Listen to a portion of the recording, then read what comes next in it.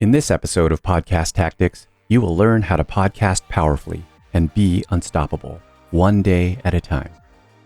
Today's guest is a successful and experienced podcaster who happens to be on the autism spectrum. Despite this, his passion for podcasting shines through. I can't wait for you to hear his remarkable story.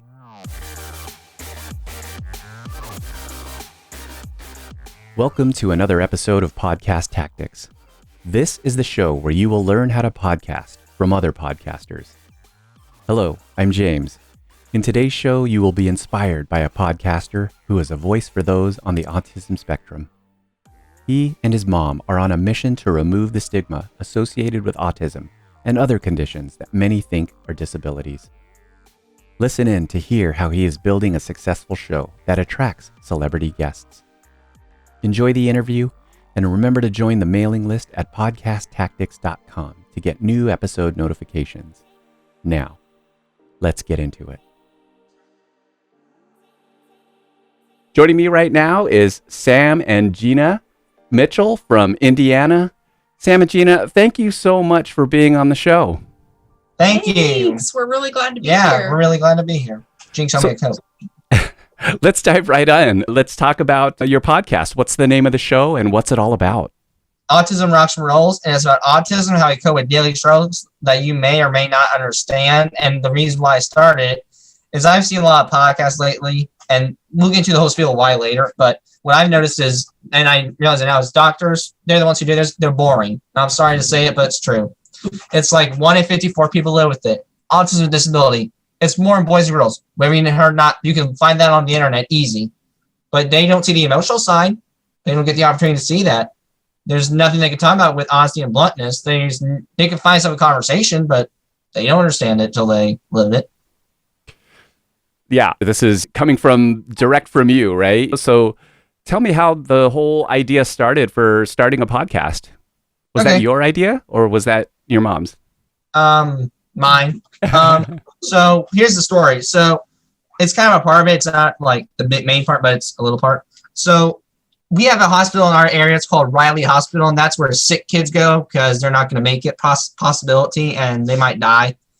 But our school, they have dance marathons where you can play cornhole, you can do sumo suits, you can dance all 24 hours. And yes, they really do. I promise you, I wouldn't lie about that.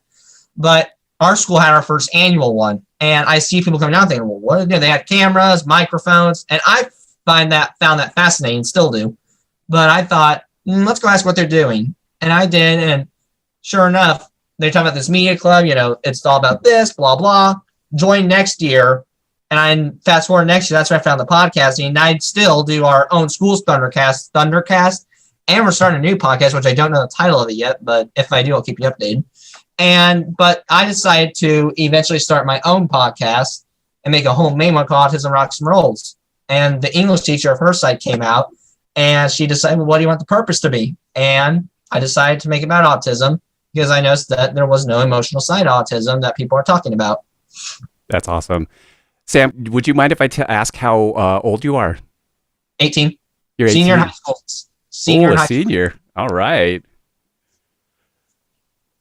Let's talk a little bit about the challenges of podcasting. What kind of challenges have you ran into with that? The media, the technicality. I mean, my thing is the interviews are great. I mean, if you watch them, they're great, but then sometimes there's little technical issues every once in a while. Like what? Beat, like a little beat coming off. You talk real loud and then you talk slow. Then you get real loud. Then you get real slow. Then you get real loud. It's just that stuff, and that's annoying as hell. Yeah, that's a popular one. I mean, mastering the technological aspect of it, I think that's kind of a holy grail for a lot of people. But I think content is king. What you're up to with your show totally outshines any technical glitches that might be there. I listened to a couple of your episodes. Honestly, I didn't hear any technical issues. I was impressed. Your content was really strong. So that's what takes a precedent over any technical issues, quite honestly. Yes, sir. Let's talk about your successes with the podcast. All right. So, yeah, it's a very successful one. I like to think. I have now sponsors. I'm going to give a shout out to Wellspring Paint Solutions and Perfection Auto Glass. along with Salon 45 and our other sponsors, which are Commercial service, Commercial Service. Yep, thank you. And Life Paths Counseling. Life Paths Counseling, and CPA Tax Service, along with Bell's Built Automotive and the Greene County General Hospital. I think you got them. Yep. What an achievement to have so many sponsors at this point. How long have you been podcasting for? A little over a year, since October 2019. About 2 years. Yeah. Okay. That's a long time. How's that been for you? It's been fun. Been a fun journey. A little hard, I won't lie. Uh-huh. But it's a good journey. I can go to bed and be happy that, all right, I'm doing this for now. That's awesome. What's the hardest thing you find about podcasting? The hardest thing, honestly, when technology messes up. Yeah. And when it becomes a humongous pain in your rear. Yeah. It is. We rely on it in many ways, not just podcasting, but yeah. What do you love about podcasting? The editing. You do? Yeah. Wow. Okay. That when you get to figure out the line and you're at the ums and ands, when you first hear a man, it's like, bleh, this stinks. But when you get rid of those ums and ands, little tongue twister, and the dead spaces, when there's like this big line of no one saying anything, it sounds more professional. It sounds so much better. So I have to ask you, do you edit your own shows then? Yep. Fantastic. All me. And when you do, let's say, an interview show and it goes, well, I mean, how long is your raw footage? Is it about an hour? How much do you cut out of it? For the most part, it's sometimes be 35 minutes. It could be short. It could be an hour. The last one was like was a record. It was the longest one alive that I've done. So it all depends on the interview. Depends on the topic. It all depends. So sometimes you're leaving a lot on the cutting room floor, and sometimes it's easy. Not much ums or dead space to cut out. Okay. Just from kind of looking in, it seems like to me that the interviews, like the popular interviews, maybe the ones with the celebrity or ones that are going to be like that everybody's really excited about, those tend to go longer. Because, and there's a reason for it, though. If you watch the big interview with Dan Rathers, to be honest, my dad introduced me to it. I'm not saying I don't like it, but I don't like leaving people hanging. Yeah, he wants to be full circle complete. He wants to make sure that his guests get all of their thoughts out that they want to, and he's very thorough. Yeah. So. The other is just like, so what do you do? Okay, that's kind of boring, but you leave me hanging. Let's get to the point here. Let's get the information that people need to know about you. And not just this little teeny eensy bitsy part. How are you booking your interviews? How are you getting connected with people? Message them. You just reach out and ask, huh? Yep. And you pray to God they have Messenger, because if they don't have it, you're crap out of luck, honestly. So Messenger is the primary way that you reach out. Do you try to reach out in other ways? Nope. Okay. Yeah, I do. Well, you don't, but I do. Yeah, the editor does. No, he does. So his role with his business, he started it. He's the boss. I mean, he tells me what to do. But when he started it, it was really just him. But then as it got bigger and bigger, he did ask for help. And so not everything, but a lot of things that happens that you don't see is what I'm doing. And then he is the voice, for sure, like the voice of it. Although I did step in on the last one, there was some miscommunication, and he wanted to make sure everybody was comfortable. And so he asked me to co-host with him, and like on the spot, spontaneously. So we did the best we could with it, but it turned out really well done, I think. But it's usually just him. And then we use Messenger. I've used email. I've used Instagram. I've used Facebook, Twitter. Yeah. If he really finds somebody that he really wants to reach out to, we'll search everywhere for it. So well done.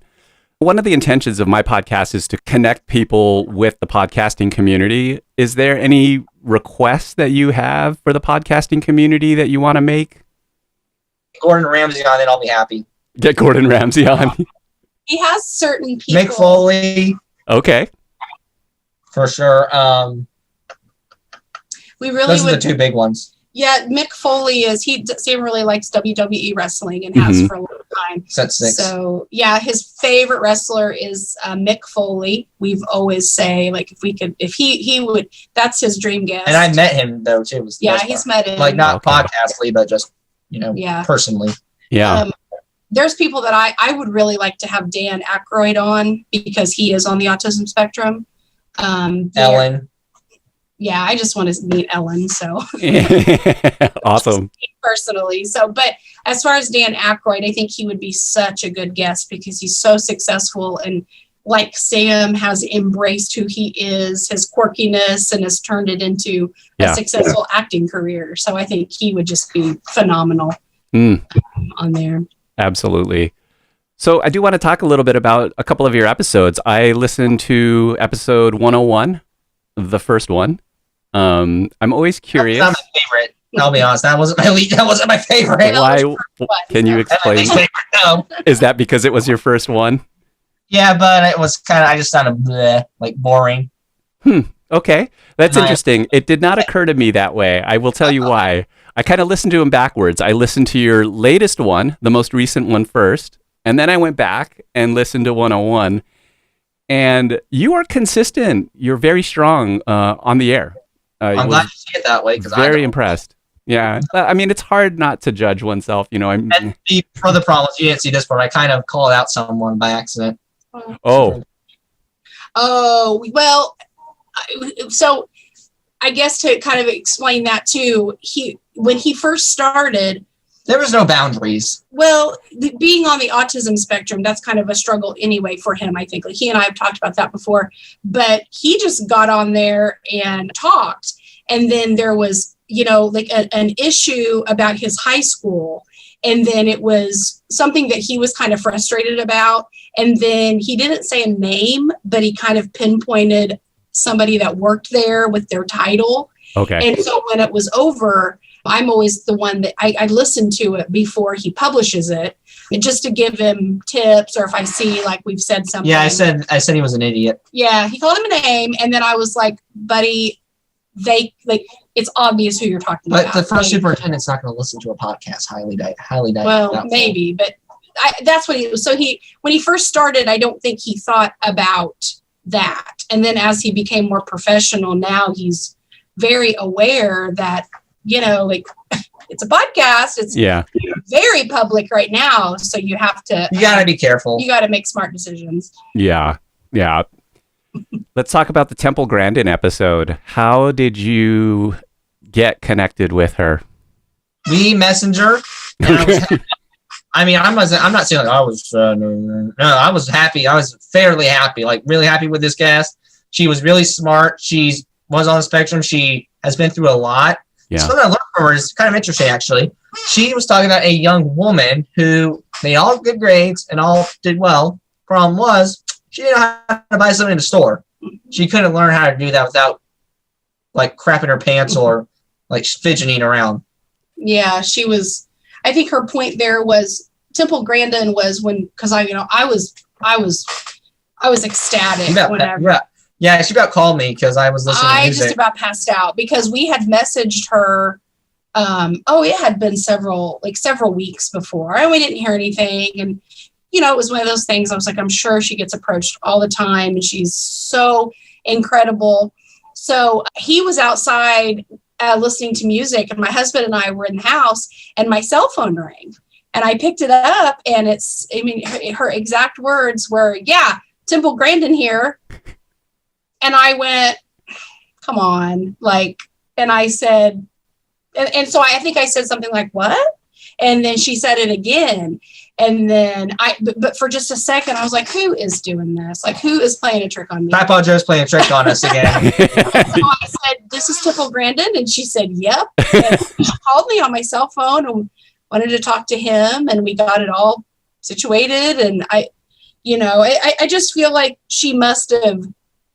there must have been something for her to say, I want to be a part of this, because I'm sure she's, approached all the time. So it was incredible. It was such a great episode, a really good interview. I was impressed by how you were well prepared, and I wanted to ask you about that. Like, how well prepared were you? Did you have a script or an outline? Did you deviate from it? Let me show you. I'll show you my notes. Okay. This is what I always do right here. At top, I always like put the intro because I'm nice. I like to have, as a way of gratitude, I always have like to have my guests pick their favorite songs. Oh. Typically it'd be two, but one of them, since I had two, I just have them pick their favorite song, just one. This is De Sousa's. This is the outro. Her favorites, and then of course shout outs and all the business stuff. And then the questions right here typically come up with 50. She eliminates them, and then I mush them together.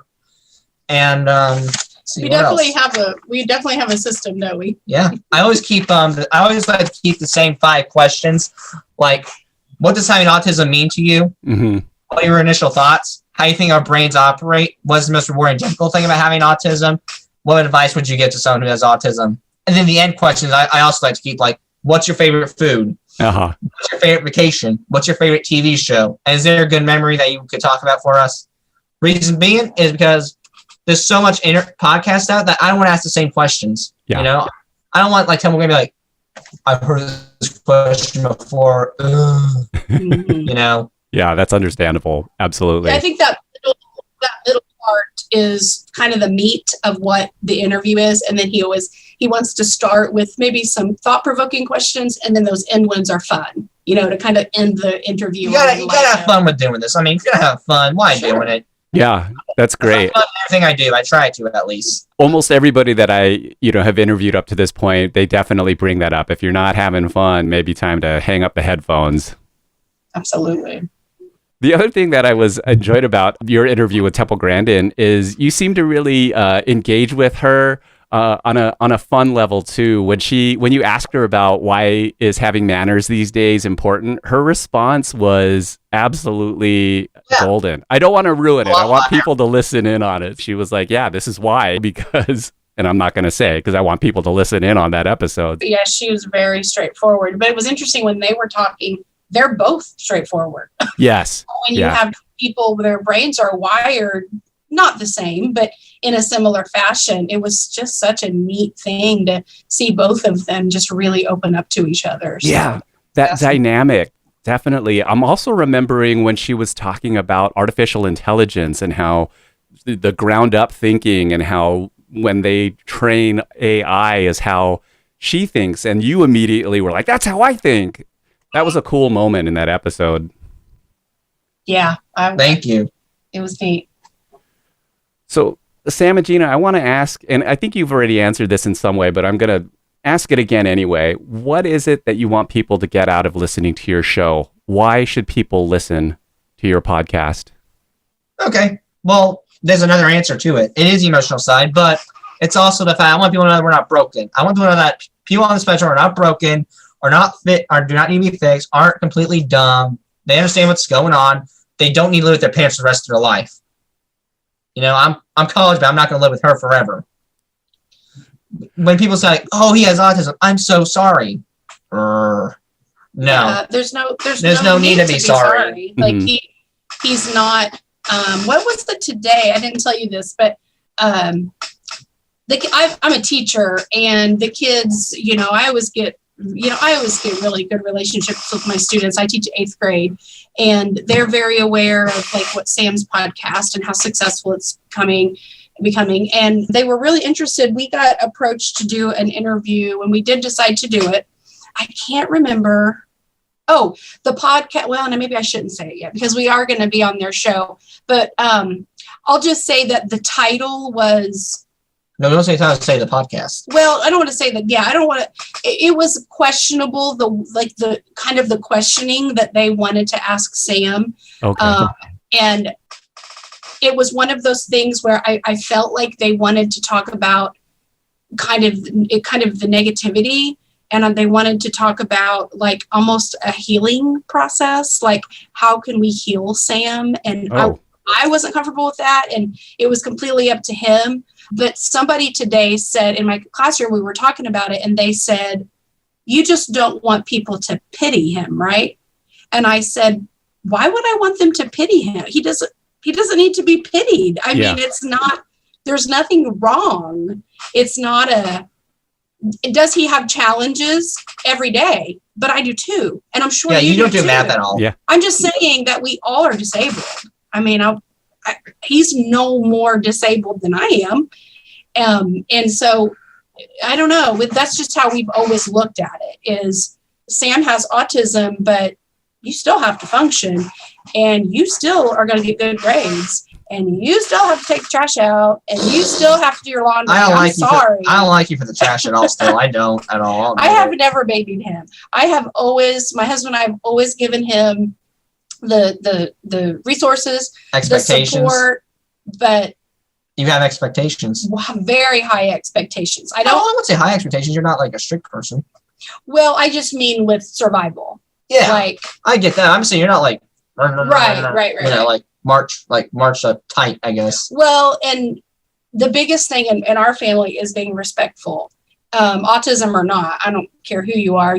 Nobody deserves to be disrespected, and so that's kind of how he's been taught. So even with autism, there's been times where, like he'll be too blunt or something will happen, and I'll be like, "Bud, how else could have we done that?" And I know in that moment he didn't think I'm going to be disrespectful. Yeah. It just happened because of brain wiring. But I don't care. Like, we're still going to correct that. And there's still an expectation for him in this house and out there. Like, like he disrespects a boss. They don't care if he has autism. So there's going to be a consequence. Absolutely. We've never ignored it ever. Like we've always embraced it, but there's still an expectation no matter what. All right, it's time to get in our time machine. We're going to go forward in time. Let's go 6 months, a year, 2 years down the road. What do you hope for your podcast, Sam? That time traveling, if you're going to the future, it's going to make a U-turn because I don't know. I really don't know. I don't know what the future holds for me. And yes, I know it's kind of funny, but I don't know what the future holds. So that's only going to be as time will tell. Honestly, as with this virus, they always say one day at a time. That's what I'm taking this too. One day at a time. That is a golden answer. Thank you, Sam. I see huge possibilities. I mean, like I said, we said he had we mentioned his sponsors. That happened very unexpectedly. They're talking about, one of his sponsors is just going 1,000 miles an hour, which I kind of do too. So it kind of works perfect. But, they're talking, let's do a nonprofit, let's do this, let's do that. And I'm like, okay, he's got to finish high school first. And then we can talk. Then he really wants to go to college. And I don't want that to be taken away. But he definitely, this could 100% be his job with what he's monetary wise with what's happening right now. But I want him to want to do that. So Sam, what are you going to major in college? I plan on going to Ivy Tech for my general classes and then transfer to Vincennes for either media or tourism. Not for like touring the world, but just travel agency, like sitting in the office and typing some kind of fun, like when you find some fun in Paris rather than the Eiffel Tower. Like a travel agent. Yeah, thanks. But like when you find some fun, to me, when you find some fun in Paris, that's not the Eiffel Tower. That's pretty good. You get them away from the fancy thing that people don't need to know. They need to know about it, but yeah, little holes in the wall. Yeah, little holes in the wall. Kind of off the beaten path. Mm-hmm. Mm-hmm. All right. So before we wrap things up, I do have one last question for you, Sam and Gina. If your podcast gets developed into a movie, who is going to play the leading roles? Who's gonna play the movie of me? Can I play myself? Except for you. Pick a celebrity. Oh, come on. Not that you're not a celebrity. No, Pick a different celebrity. Yeah, different, not you as a celebrity. Who would? Obama. No, I'm kidding. No, I'm kidding on that. Who would play? Who kind of thinks like you do? Who thinks like?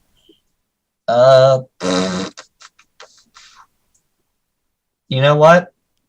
You gotta go with Dan. We gotta go with who thinks like me. It's gonna sound kind of corny, but one of my teachers, Mr. Okay. I'm sorry, I stepped on that. Who is that? Which teacher? My psychology teacher, creative writing teacher, and government teacher, Mr. Atkinson. I can't think of anyone else. Well, you guys kind of do think alike, though. You're right. Like that's why he's your favorite teacher. That's funny. Gina, how about you? Oh my gosh, I'm sitting here thinking. Who thinks like you? Probably your mom. Well, I'm thinking like celebrity. I'm kind of loud, and I'm kind of. Oh, he's not a celebrity. Well, it kind of counts. I'm kind of loud and opinionated, and trying to think of who would be like that. I know who I want to be. I think Lady Gaga should play me. Of course you have a girl crush on her. I love Lady Gaga, but here's why I think that though. She is very bold. She's very bold. She thinks outside the box. And I feel pretty bold sometimes, and I really, in my classroom, I think way outside the box. So I'm going with Lady Gaga. Awesome. Sam, did you think of a celebrity, or you want to go with your teacher still? Fine. I'm going to just go with my favorite, Tom Hanks. Oh, Yeah. The only good problem choice. is I make him look young. I'm going to have to cut his hair a little bit. He's very versatile. He would be able to adapt to anything. Absolutely. Sam and Gina, please tell us where people can find out more about you and your show. You can find me on Podbean, Spotify, YouTube, LinkedIn, Stitcher, Apple Podcasts, SoundCloud, and not there, obviously. I think that's it, Billy.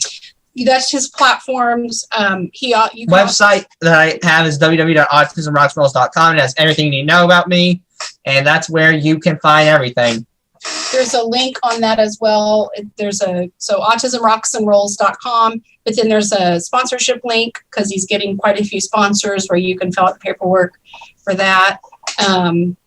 There was something else. Oh, and then he's all social media. TikTok, Facebook, Snapchat, Twitter, Instagram, and he's on all of those. So you can find him about anywhere. You are so prolific, you guys. So I'd love to keep in touch, maybe catch up 6 months down the road if that's all right with you. Yeah. Fantastic. Oh, give me a holler when you need me. I'll be here. The name of the show is Autism Rocks and Rolls. Sam and Gina, thank you so much for coming on the show. It was an absolute pleasure. I wish we had 2 more hours to just sit and relax and converse, but maybe we can make that happen in the future. Anytime you need us, we're here. That's what I always tell people. Thank you so much. I wish you both the best of luck in the future with your show. We'll catch up soon. All right. Bye. Bye-bye. Bye. Thanks again to Sam and Gina Mitchell. Check the show notes for links to Sam's website and to connect with him on social media. What did you get out of this episode? Let me know by leaving a review on podchaser.com. There's a link in the show notes for this, and feel free to make suggestions for what I can do to make this show even better for you. And remember to subscribe and follow Podcast Tactics to learn even more about podcasting in future episodes. Thank you.